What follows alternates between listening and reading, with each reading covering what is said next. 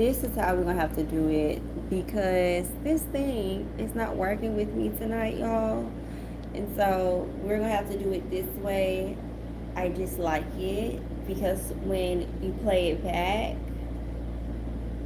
I'm not going to like this is just not going to look.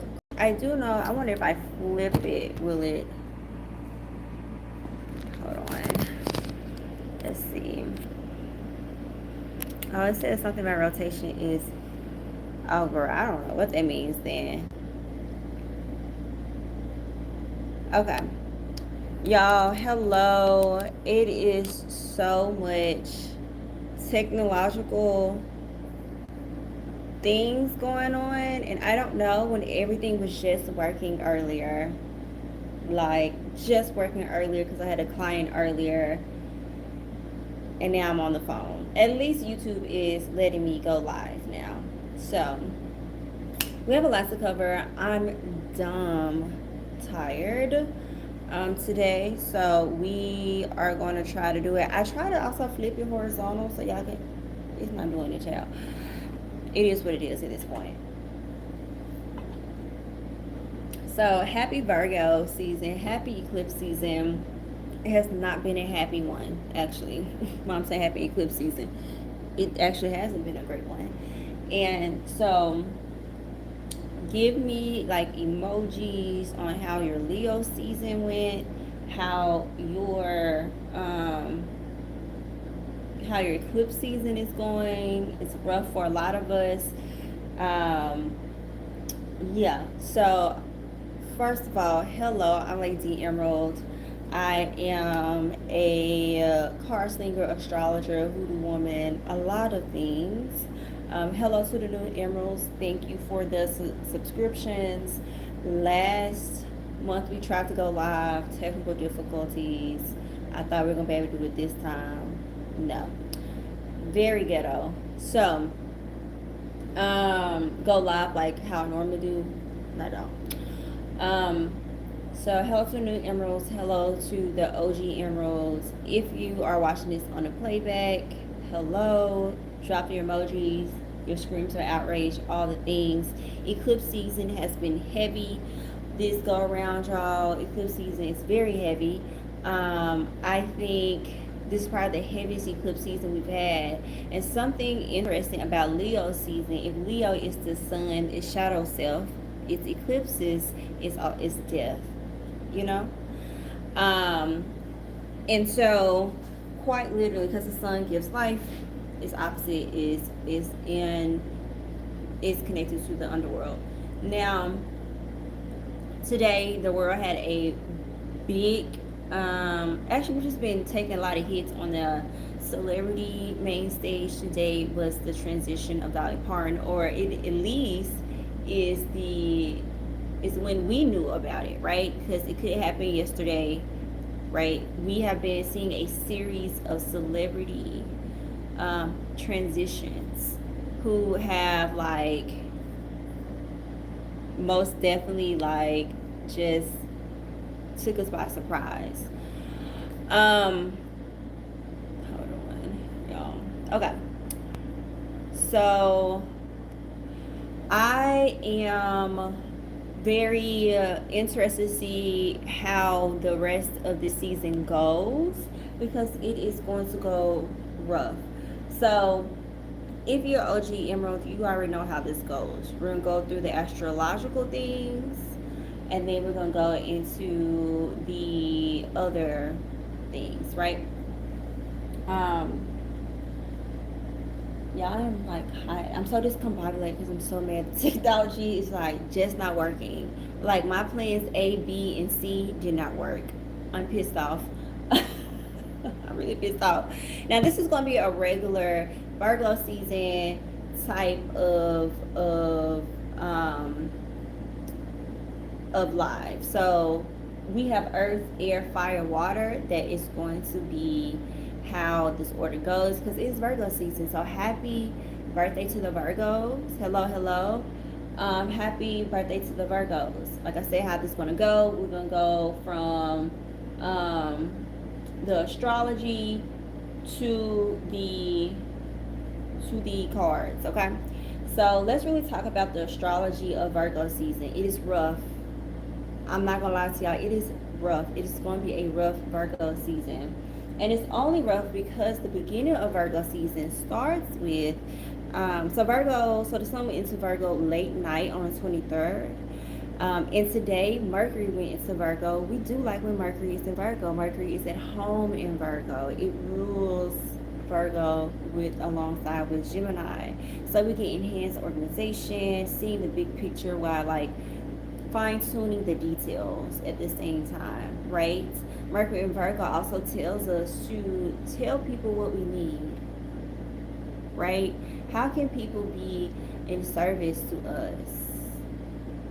Listen, y'all, if you're OG Emerald, especially if you follow me on Instagram, y'all know I said it's going to be rough for the collective until about 2030. I was not lying. Virgo season is going to be rough just because of the beginning eclipse, but towards the end, okay, I'm kind of lying a little bit. We're gonna continue because I do think we can really use Virgo season to our to our advantage, really. So Mercury went into Virgo today, early this morning. Then on the 27th and 28th, we have the full moon lunar eclipse in Pisces at 4 degrees. Now this is the lunar eclipse, the full moon that most astrologers are like, ooh. And I have to agree on that. Y'all. Let me put my time stamps down. Y'all know I got to put my time steps down. Because when I come back,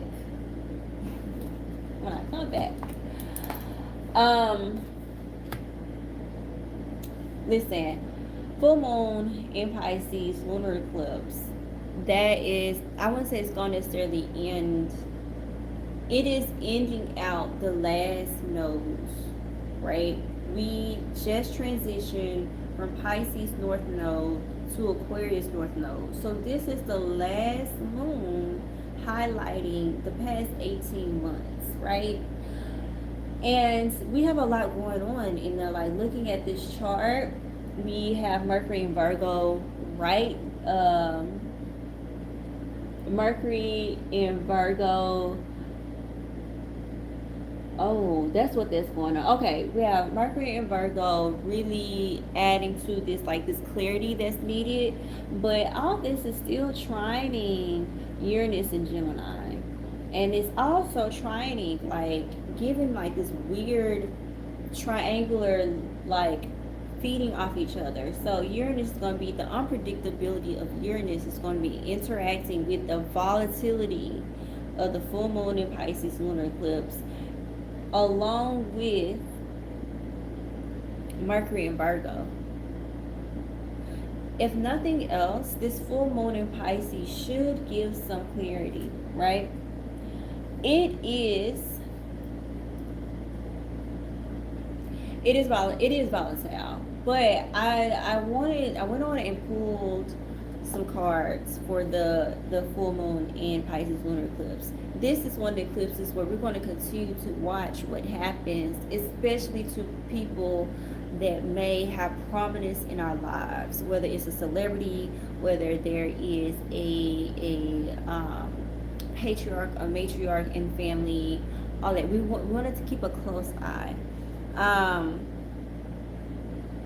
I also, like, when I pulled, I use Materia Prima. This is the Oracle deck that I used to pull.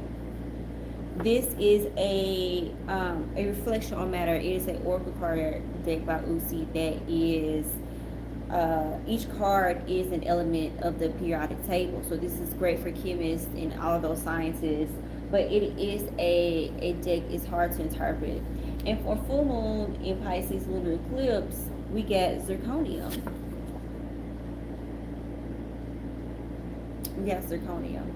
I'm gonna read it to you all, and then I'm gonna tell you what my interpretations. Zirconium is a man of hidden extremes. Remember what I said about the volatility, especially about, Uranus, right? Extreme strength, extreme flexibility. That's that mutable. All this is interacting with the mutable signs. Gemini, right?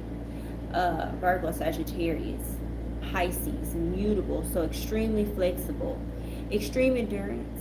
He thrives on the dangerous edge, effortlessly enduring intense ordeals that would destroy most anyone else. Ever active, ever powerful, he is a vigilant, nimble protector in aggressive environments. Ever active, ever powerful, he's vigilant. Remember, I said we need to watch, right? We need to pay attention. Nimble protector in aggressive environments, making him the ideal man of duty. Now, this is where it gets interesting. Zirconium's moon is the harvest moon, full, opaque, and gold-like in appearance. Now, when the lunar eclipse, most of the United States and most of North America will be able to see majority of the lunar eclipse. It's going to happen on Thursday night, the 27th, around 11 o'clock Central Standard Time, okay? And it's going to appear like this reddish, goldish orange. So I thought that was interesting that this is what this card says. Celebrating the gathering of its own luminous, useful power in sacred vicissitude, right? Vigilant, charged, adept, gifted, skilled, knowledgeable. I said transformation, harsh challenges. I also, because zirconium is in transition metal, what has the last 18 months transitioned you over into? Because it still did give you a gift, even through the death and transformation, the rebirthing of it all. Zirconium is this hidden extreme, so we may get a blessing, we may get not so good, but it does give us endurance, right? Extreme endurance. Zirconium, I mean, look at it. We have the man to represent zirconium. We have this hidden, so this cloak, and then we also have this sword.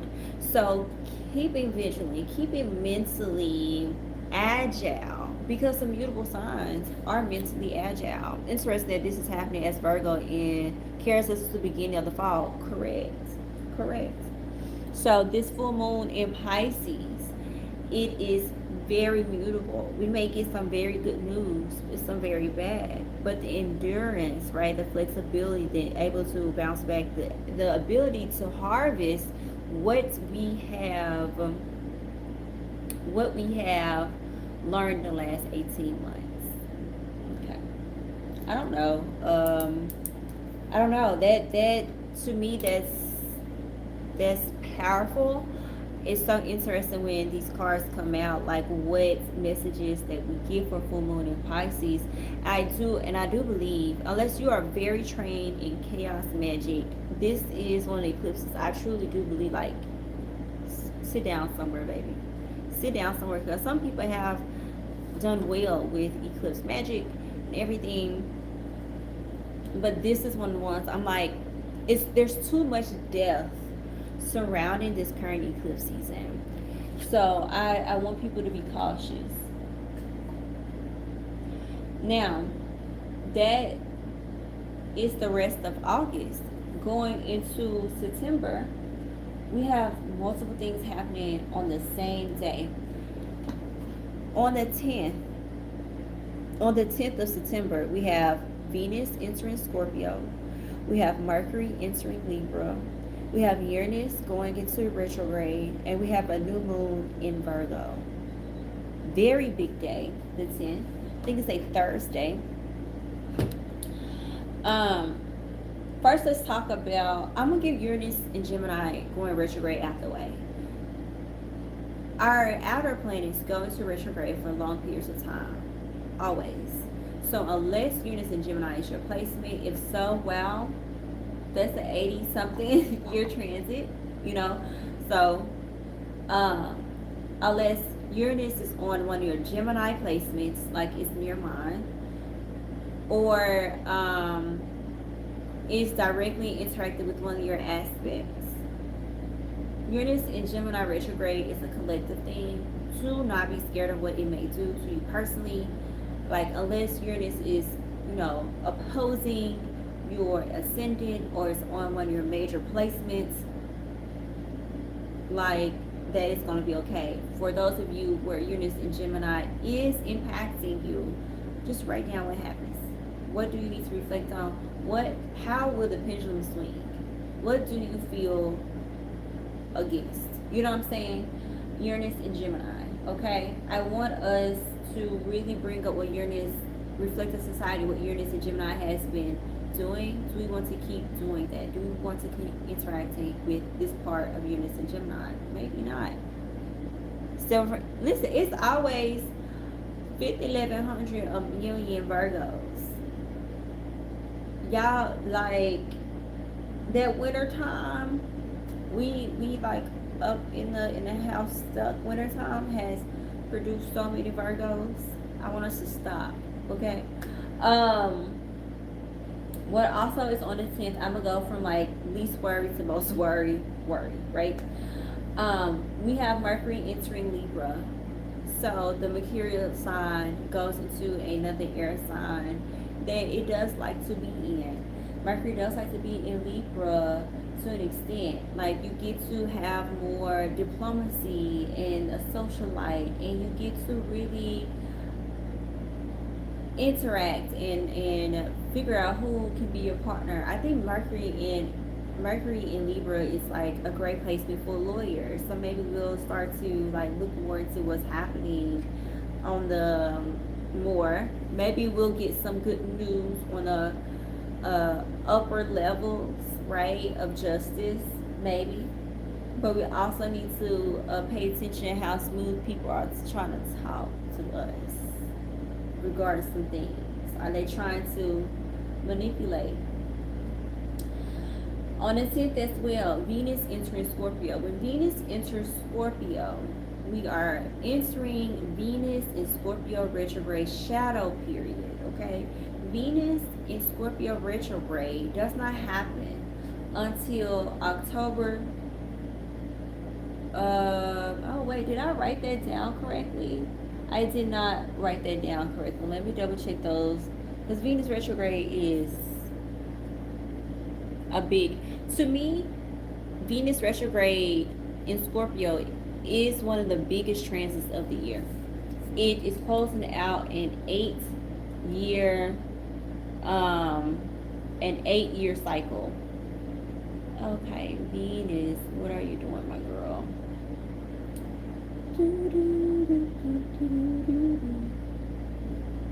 Because I think it's the beginning of October that she goes into.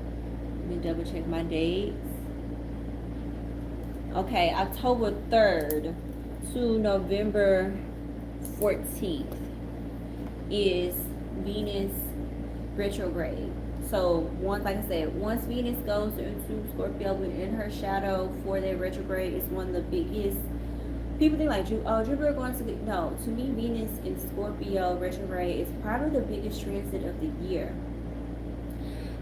Because it deals so much with our interpersonal lives. Just think about last time Venus went into retrograde in Scorpio. If I'm not mistaken, that was 2018, October of 2018. So what was happening around October 2018 for you? I sadly know what happened. I think I'm actually going to do a series on Venus retrograde in Scorpio in particular on my Patreon, and I want to help people like kind of see how we should be documenting Venus retrograde cycles in transits. I think that's really, really important. Venus in Scorpio can be uncompromising, right? But if you're going to be uncompromising, be uncompromising to your needs. Like, not what you like, oh, I think I want to know. What do you need? If you're going to be uncompromising, stubborn, like if you're going to embody Venus in Scorpio. But it also, Venus in Scorpio urges us to be emotionally honest. Like, Venus in Scorpio is going to want to know, and hidden truths are going to become unhidden. Like, you know what I'm saying? So, also, if you're triggered, if you feel jealous or possessive, that's Venus and Scorpio. It's time for you to dig into like what is your actual trigger, and because like your possessiveness or your jealousy or dishonesty is really a trigger to say like, okay, what is really my problem? Where do I need to dig deeper, especially my relationship? So wherever Venus and Scorpio, wherever Venus and Scorpio is in your, or where Scorpio is in your chart, really pay attention to what's going on there, right? So, for me, Scorpio rising, and for some reason, that has Venus and Scorpio for me has always dealt with romantic relationships. Although, I think it's because of how it aspects my seventh house. You know, that's opposing your first house, opposing your seventh house. So you always want to look at that too. And also, how is it going to be hitting certain parts of your chart? So, really look into that. Really pay attention to that. What else do I want to say? We'll get into Venus in Scorpio retrograde more once Libra season comes. Now, on that same day, like I said, we got 4 things happening on that same day. We have new moon in Virgo. Now, when I first looked at new moon in Virgo, I was like, okay, we have, you know, some interaction with Mars and Cancer. I said, oh, happy birthday. Happy birthday. And, but October 28th, 2018, what happened? And before that would be October 2010. So think about what was happening around Venus in Scorpio retrograde in those dates. Now, new moon in Virgo is happening on September 10th and 11th, right? We have some interaction with Mars in Cancer. We have a lot of Leo going on in that chart. Here is my worry. I'm going to read you the card. I've never gotten this card. I've had this deck for years. Once again, I use Material Prima. I get the transition metal technetium.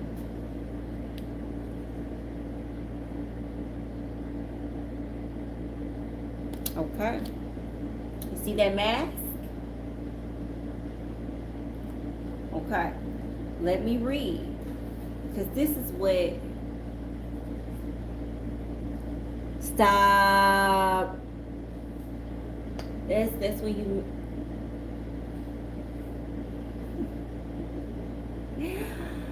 Whoever's watching the playback, I am looking at the comments. Technium.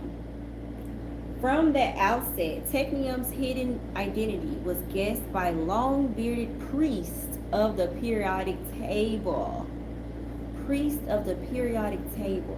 The Russian scientist Dmitry Mendeleev.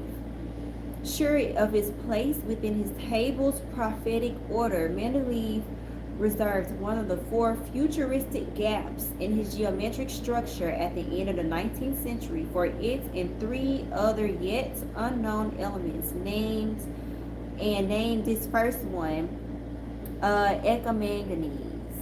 So technium used to be named ecomanganese because they knew it was like how they understood physics and chemistry. They knew there was going to be like 4 more transition metals. I think that's like really dope.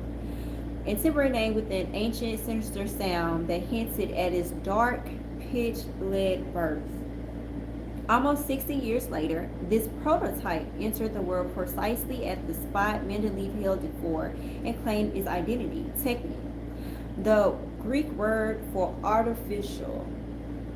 Technium is manufactured atom of the modern atomic world.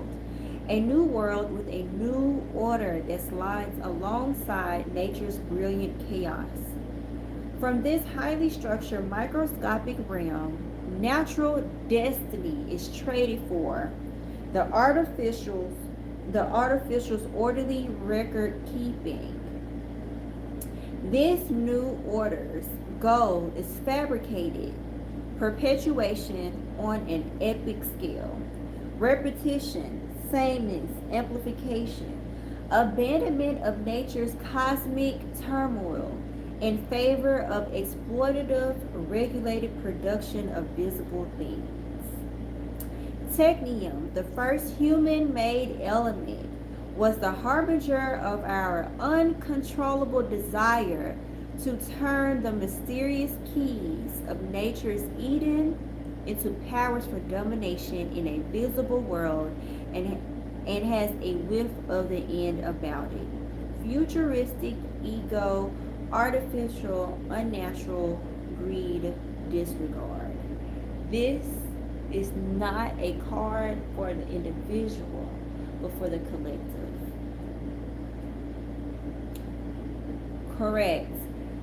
What worries me about New Moon in Virgo, it is awesome. It is awesome. New Moon in Virgo is very good for anybody who has a Leo placement and wants to capitalize off of the chart of New Moon in Virgo because of how amplified Jupiter is in the chart. Jupiter in Leo is going to be the South Node is going to be in Leo. I think the lot of the lot of fortune is going to be in Leo this day. Let me look at this chart, because I was like, oh my God, this is so good, this is so good, this is so good. But Leo is also our leaders, right? So, and the shape of the chart is like in a bow and arrow. What worries me is that some of the most trash people can also use this to their benefit into the collective's detriment. Are y'all picking up what I'm putting down for New Moon in Virgo? Why am I worried about that? Because we have Uranus in Gemini going retrograde. So my concern is how are the tech bros, or how they're going to try to use this to their advantage. And remember, it said artificial, right? So make sure what you are using New Moon in Virgo is not trying to go against fate and create an artificial timeline or life for you. Use it to ground in the reality and stay in alignment. This is what's kind of bothering me about this card. I'm like, why would this card in particular? I talk about the artificial, the first human-made elements coming up to a new moon in Virgo with so many other things going on. I want us to really pay attention, right? Because we also do have the North Node in Aquarius, which talks about innovation, right? Not technology. Gemini, Mercury is technology. Aquarius is innovation. This is all like, it's all there. I'm really looking at this interaction between Neptune, Uranus, and Pluto. Them causing havoc. I'm really looking at these things because I'm really asking at this point, how do we make sure we can continue to do the things that we want to do, especially for our benefits, with how society and the so-called leaders are trying to disrupt everything? So, New Moon in Virgo. Virgo is also community oriented. It talks about work-life balance. It talks about acts of service to themselves and to others. Correct. Some of them do, and that's why I say think about these leads. They have major Leo placements. How we have to really think about, like, we're not the only people understanding and using this energy for our futures. Some people are using it for our detriment while we're trying to use it for our benefits. And so I think, and this card is a warning of that, right? It said futuristic ego. So I think it's good for future stuff for people. different ways to be innovative for community, but the ego, artificial, this is saying we cannot actually depend on the artificial. We cannot. Unnatural greed and a utter disregard. It's something I would continue to meditate on and to ask some questions about, because that to me, my goodness. My goodness, that's new moon in Virgo. We still on the astrology. We still got a couple things to talk about on the astrology side before we even get to the cards. Ain't that crazy? Okay, let's see. I don't even know when I start talking about technique, but I feel like I have to really dig into that a little bit more. Very interesting card. First time I've ever gotten it in the years I've had on the deck. So, after the 10th and 11th, we have Lilith entering Capricorn. And I want to highlight Lilith. Couldn't have been more clear. Great. Lilith entering Capricorn. So, this is where I want to highlight Lilith in Capricorn. Because Lilith in Capricorn can bring up feelings of fear of failure, right? But she really wants you to redefine. When Lilith is in Capricorn, she wants you to redefine success. Redefine success in your own terms. And know that the value of what you do, and it's crazy that Lilith going to Capricorn during Virgo, because Virgo also has this thing about value and self-worth. Which is very similar. Well, all of the earth signs too. Capricorn, Taurus, especially Taurus, self-worth in Taurus is prominent. Capricorn talks about value. Virgo talks about work ethic in service to yourself and onto others. So they all kind of talk about this, but Lilith in particular talks about this fear of failure and others not seeing your value. But Lilith also in Capricorn is saying, really think about the value of what you do. And what does that mean for you? And how do you define success in your own terms? After that, Chiron in Taurus, which is bringing in a lot of conversations about food security and food insecurity, food regulation, marijuana, fashion, sustainability, is Chiron Taurus has been picking at that wound, right? But Chiron is leaving Taurus on the 18th of September, and so from August, well, it starts to retrograde on August 3rd. It'll go back into Aries on the 18th of September, and we'll go and stay in Aries again until, well, stay in retrograde until January 6th, and then in February it will go back into Taurus. So we'll be revisiting Chiron in Aries, which has been like the longest 7 years ever for us. Because as we have been experiencing Chiron in Aries, we have also been experiencing Uranus in Taurus. And so we get to kind of see like, okay, we've been effing over in like leadership. So that's why I said like, a lot of this stuff goes back to like, because Chiron, Leo, okay, if Leo is kind of the celebritydom of leadership, Aries is the impulsiveness of leadership, the innovation of leadership. And so Chiron going back into Aries will be revisiting a little bit of the past 7 years, but most definitely the past 2 years, before Chiron goes back into Taurus, which I do think can give us some really sit down and thinking about like, how are we going to get through Chiron and Taurus with money and sustainability and food, because people are now realizing, oh, we really did need all that food regulation. Like, that was way more important than we thought. Yeah, actually, to get to what you want, you need more regulation, actually. And then after that, on the 23rd, we have the sun entering Libra, which is the fall equinox. So on the 23rd of September, and we'll be entering fall. That's a lot, y'all. A lot is happening. A lot is happening in Virgo season. I think this is one of the most active Virgo seasons we've had in a while. That it can be for our benefit or our detriment, and it just depends on how honest we are Like, I think Virgo season is about honesty this go around. And so, yeah. Next, we're going to jump into the cards. So, we're going to do earth signs, air signs, fire, and water. And how I always recommend is if you have, we're going to go by your rising sign. You also go by your rising sign. If your sun is in the 7th and 12th houses, you go by your sun sign outside of your rising. But if your sun is on the lower halves, so houses 1 through 6, you may want to look more at your moon sign. Or, if you feel like there's a major, transit going on and you want to look at the elemental sign as well, you can do that as well.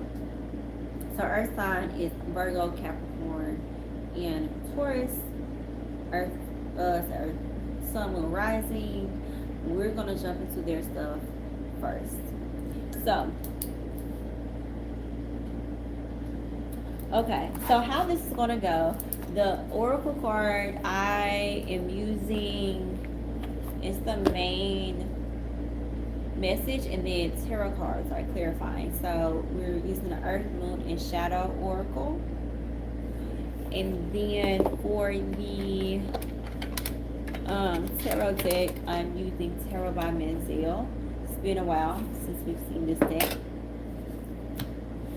So we have one oracle. Oh, interesting. Let me double check.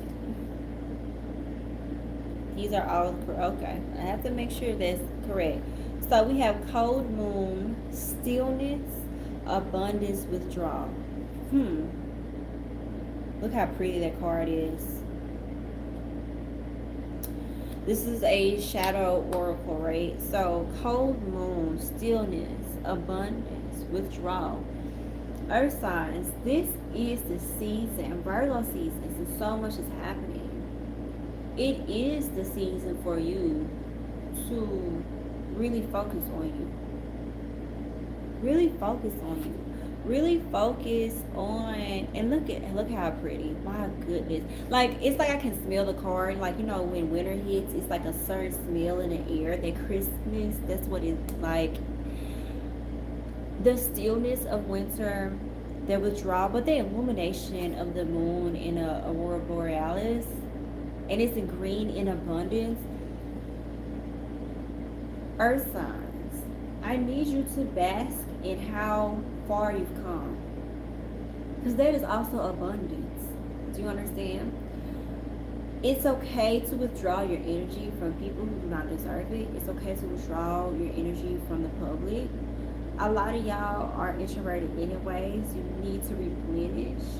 So after whatever happens, right, after this eclipse season, it's okay not to withdraw in a negative way, but like really reflect on some things. And this stillness, there's even prosperity in stillness, right?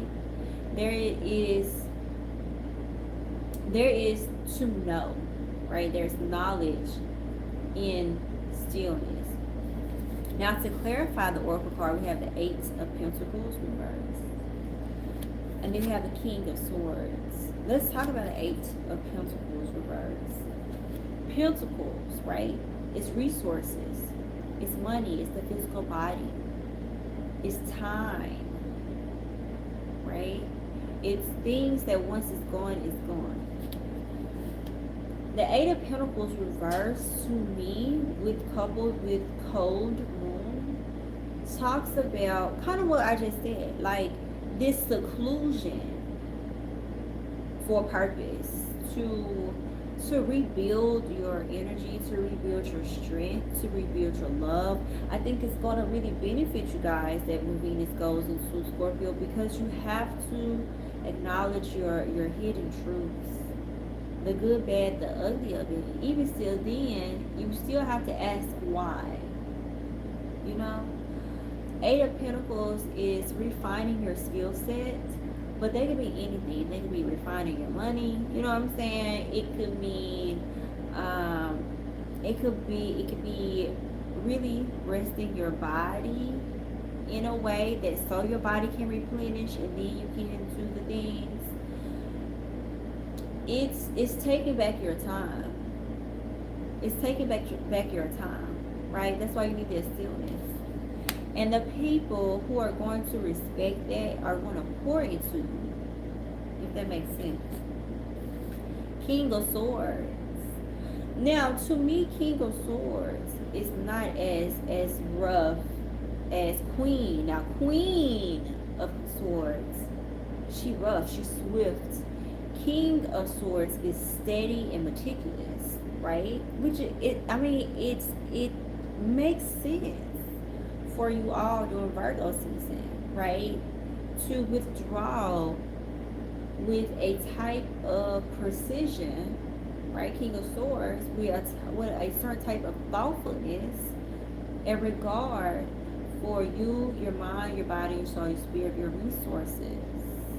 And think about your resources and think about your abundance and think about these things.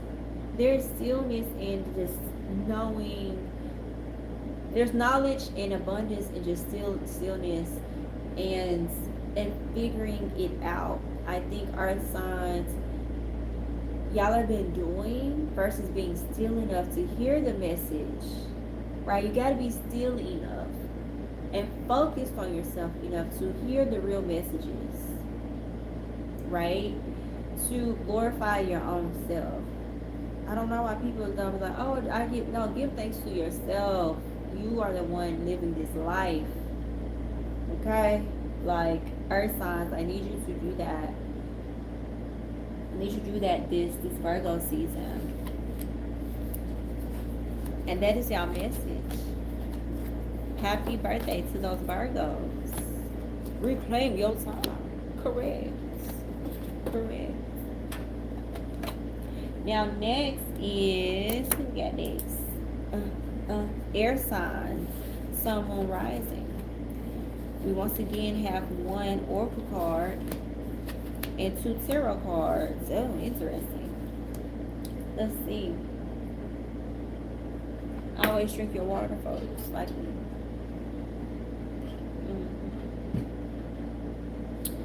Okay, air signs, Gemini, Libra, Gemini, Aquarius, sun, moon, rising.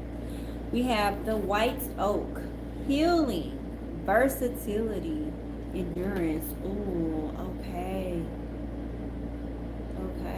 And it kind of looks like a little seashell right here. All these look like veins. Very pretty. Then we have, another king. King of Pentacles, air signs.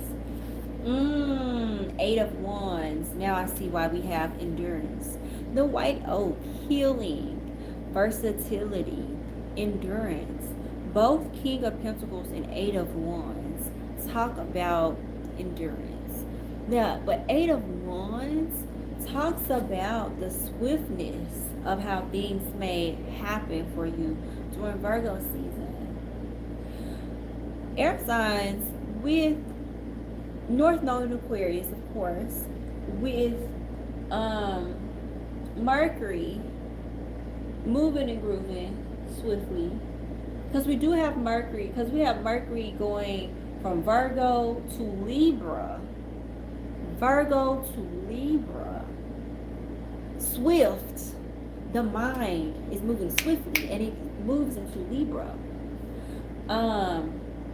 So we have to have that versatility, that bounce back, air signs. And mind you, I already do. So do not, air signs, you may be a little overwhelmed. So you must be as grounded as this tree. Healing. Now this is going to be interesting. The healing part is what's interesting to me, because once again, Venus and Scorpio is showing up to say, like, I don't care, anybody can get it. You know what I'm saying? At this point, anybody can get it. We can all figure it out. With Uranus also going in Gemini, going retrograde too, right? There's a healing component. And maybe air signs, you would feel in your element. because things are moving in a way that your mind won't feel bored. But there must be a groundedness to this. King of Pentacles, the entrepreneur, the stable masculine, the foundational, right? King of Pentacles also, in my opinion, Queen of Pentacles and Queen of Wands talks about money management, but King of Pentacles talks about this just stability in life, to find your grounding during this Virgo season, air signs, right?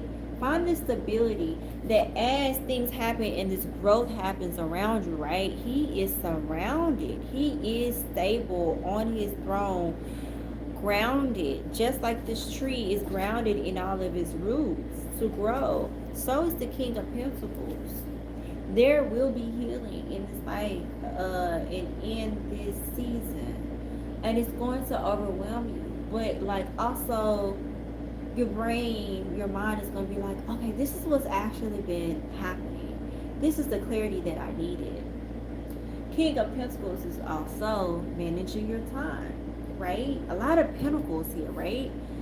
The endurance. Endurance keeps coming up. Versatility. Because air signs, y'all know how we rock. Y'all know how we do it. You don't go on to the next thing. But there must be some endurance in this. Because we have to be, instead of us being the swift ones, life will be the swift thing. So we need to be grounded, right? To rebuild the endurance. I really wonder what's going to happen during this Virgo season. And I do not think it's going to catch any of us by surprise. I'm a Gemini sun. I don't think it's going to catch any of us by surprise. But I just do think it's going to bring this clarity that we really do need for the healing that we need. Love the nature theme with our environment being attacked. I know, right? Climate change. Be not tails. I don't even think I've seen a white oak. White oak.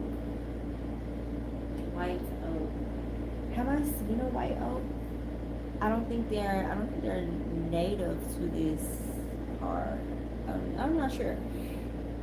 Listen, nature is fighting back. Yeah, air signs, I just do think because you've already put things in motion, you're just watching to see, will your plans land? And even I don't know. Virgo season is so interesting to me this go around. And I'm interested to see how it unfolds. But air signs, I hope that brings some type of clarity. Probably not. Probably it's like, okay. So how do I do the grounding? Do what you probably just need to sit down on a swing or something. Figure out how to calm the mind, because things will happen quickly. You're gonna be like, oh, that dang. Okay, hold on. Let me get my bearings. And honestly, I'm already starting to feel like that. This week is crunk for me. Okay, last week I could move some things around, but I had to move them to this week. So I have to, be stable enough to have the things in motion, right? So things can continue to happen quickly. Okay, Earth signs, we're gonna figure this out. We're gonna see. So now we're gonna move it over to the fire signs. Oh, one card for each. Fire signs, which is Sagittarius, Leo, Aries, Sun, Moon, Rising. Oh, wow, we were just talking about grounding. I think everybody gonna need it. Wow, some of the things we just talked about. Yeah. Earthing, grounding, centering, connection.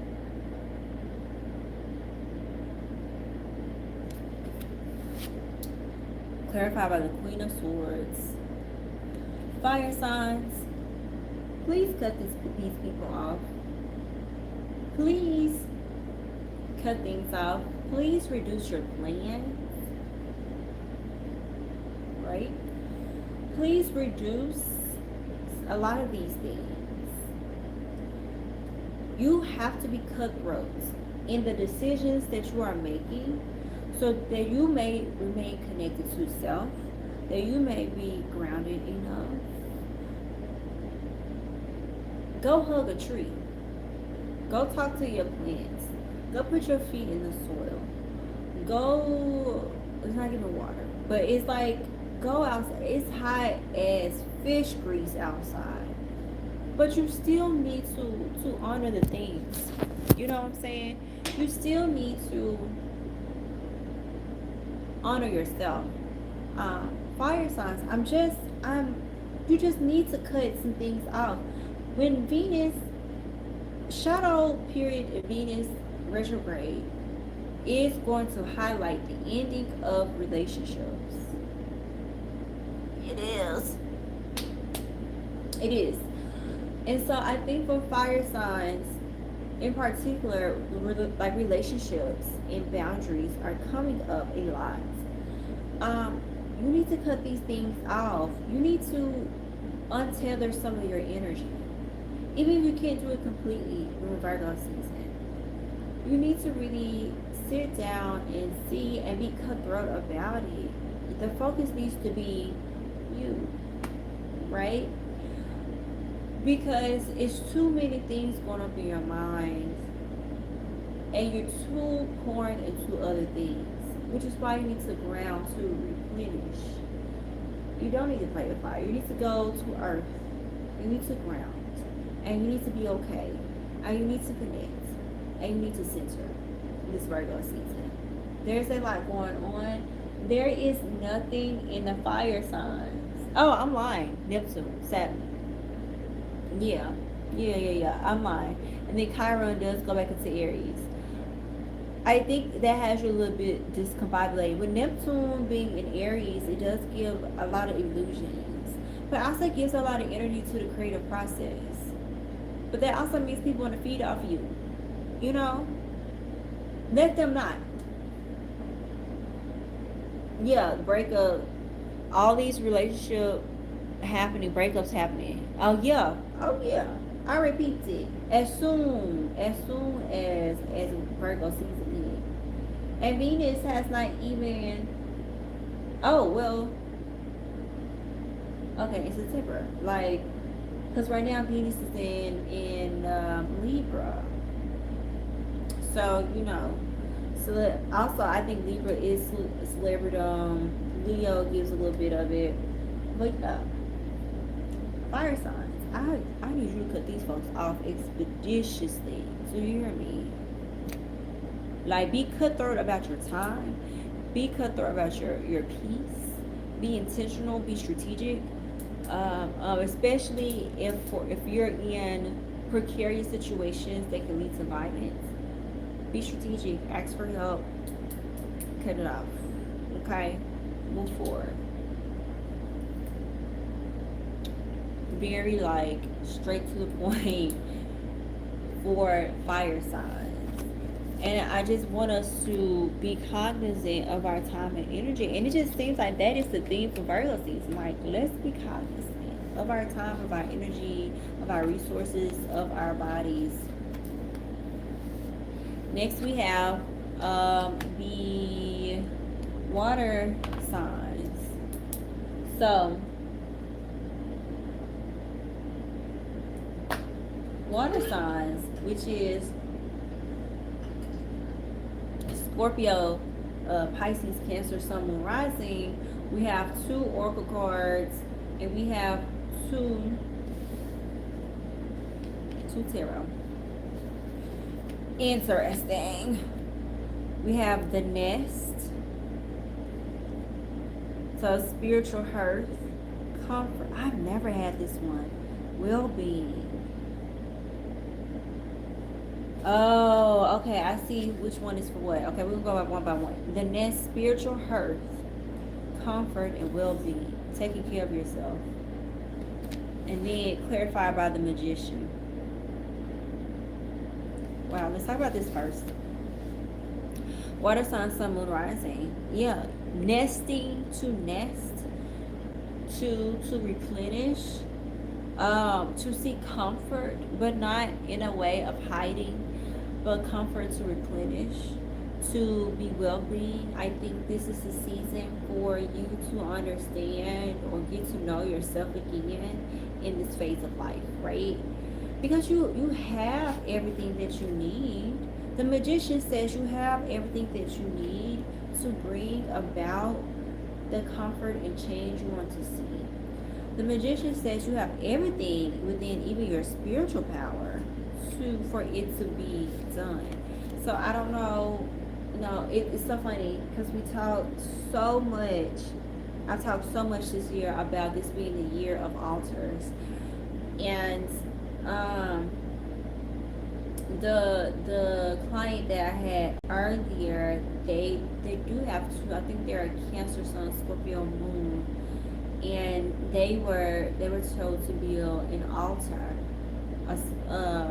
For them it's like a mix of self love, glamour, but that's because also they have spirits and entities that really help in this space of well being, and figure out your comfort, water signs. Figure out what it means to relish within oneself and to be able to co-conspire, co-create with the universe, which is the magician, and see and use what you have around you to bring on health and wellness and prosperity and well-being and spiritual, and for some reason I want to say spiritual integrity and spiritual mirth into your life this Virgo season. Correct. But do it very intentionally, right? Do it in a way that you're nesting. So, how some pregnant women, they don't have baby showers, they have nesting showers. So how are you in this season nesting, right? How are you gathering your tools and your resources together to co-create with spirit for your next season? There has to be stillness, and because remember, there's abundance and rest, and so you have to figure out how to use that in order to gain the energy for the next season, to gain the ability to appreciate this season and be open and ready for the next. Now, the second oracle is interesting. It's the karmic web, troubles, misfortune, and amends. I've never gotten this card. I'm getting a lot of cards I never got before this go around.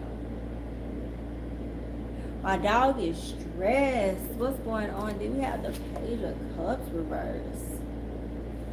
This is why they say you need to nest. Because water signs, I think you have had too much focus on the negative things that have happened, right? And it's creating this loop. There's not saying that there won't be any troubles or misfortunes, but it's also saying there will be amends.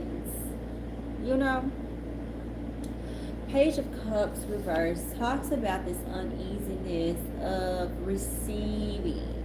Page of Cups reverse, please give uneasiness in receiving, uneasiness in not open. Because Page of Cups, when Page of Cups is upright, if Page of Cups is a crush, Knight of Cups is dating, right? Page of Cups reverse talks about needing to work on this openness to receiving whatever abundance looks like, whether it is in love or romance or anything like that. Once Venus is in Scorpio water signs, you have to kind of deal with the misfortunes and of romance and relationships. You have to deal and heal those portions, right? You have to turn the Page of Cups upright versus upside down. You cannot say, oh, I'm healing and I'm working on this and I'm nesting, I'm birthing, like I'm getting ready to labor and birth something. I'm the magician. And you block the major resource of abundance, whether it's self-love or communal or familial or romantic. But I think this really talks about like you during the this Virgo season, especially once Venus goes into Scorpio water signs, they're needing to really sit down and unburden yourselves with the truth of the misfortunes and how you really have felt about romantic relationships, and then ask your why, and then also ask, okay, so what? Like, so what? It's another also way to get out of your loop of your disdain for that type or that part of your life. Because there is a loop, or there will never have been a karmic web. Because it also says it's a time to make amends. Because we must make amends with the past to some extent. I'm in your business. I'm also in mine for some reason. Okay. And so it is most definitely a time to nest. And part of nesting is like figuring some shit out. Is to figure some stuff out. And prepare and nest and prepare for labor, whatever. Know what? Actually, now I think about it, I think I recently had a dream about labor, which is crazy. And so most definitely sit and think about this, because it's also saying that you have the power to change and be open in all of this with the magician. You know. So hopefully that resonates.